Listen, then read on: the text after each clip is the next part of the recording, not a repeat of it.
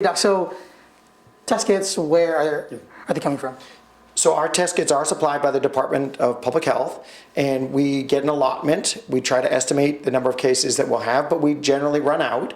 And so at the end of the day, the swabs are brought to public health rather than waiting for the next day for kits, and that speeds up the process.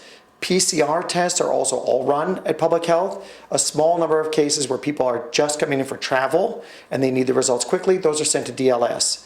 So we do the vast majority of our testing is done on site. But then again, some of it has to be done at public health. And so Doc, it was mentioned by, I think, one of your staff down at the site that starting tomorrow you will be following the symptomatics only that was... No, I think that may have been misinformation that's been corrected, and I apologize that it is day one that they're out there. What we're doing is following a policy of community involvement with judicious use of the supplies that are present on the island. And what that is the process is to try and encourage people to think twice before coming to get tested. No one will be turned away, no one.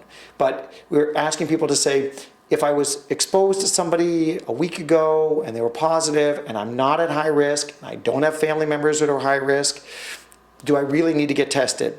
And it's, again, just saying, think a little bit twice, because we want to make sure we're not running out of kits. As of right now, we're not anticipating running out of kits on Guam. Other jurisdictions, or places I should say, have run out. We're not, but we're saying, let's be careful. Let's use them judiciously. And if you're not sure if you need a test, then if you're sure, come on in. If you're not sure, maybe a call to your healthcare provider and asking, do I need to get tested or not? They certainly can call public health as well. We're asking people, it's more than saying no and us asking them, are you symptomatic? It's more to say, think twice before you come, but nobody will be turned away. Anything more you can further add to?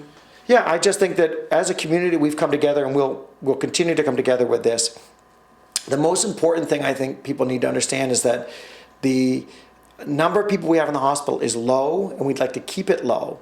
It's been effective as a community for us to try and get everybody vaccinated. It's been really effective for us that we were coming through this okay. There aren't that many people in the hospital. There are very few people in the ICU, and very few people have died.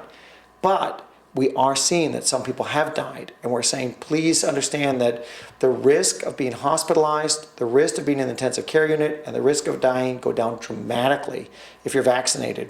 So it really is, we all take it kind of personally, I think, those of us who are making a huge effort to stop Omicron in its path and saying we will protect everyone in our community to the best of our ability.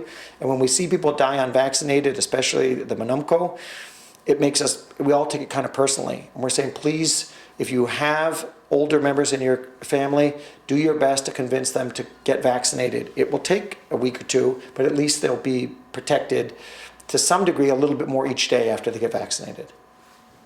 Dr. Berg, and one last thing. So I'm sure you and the PAG have heard that there is a shortage of kits right now on island, as confirmed by Mr. Estevez. Mm-hmm. So anything to say to this, possibly of more test kits coming in?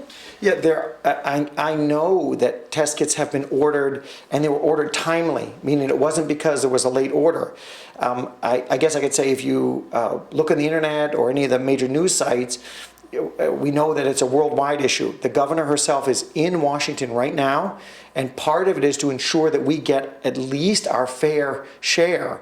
And so, because we're going through the surge right now, she's in there in part asking the federal government to ensure that the orders that we have made, which were made a long time ago, actually come through.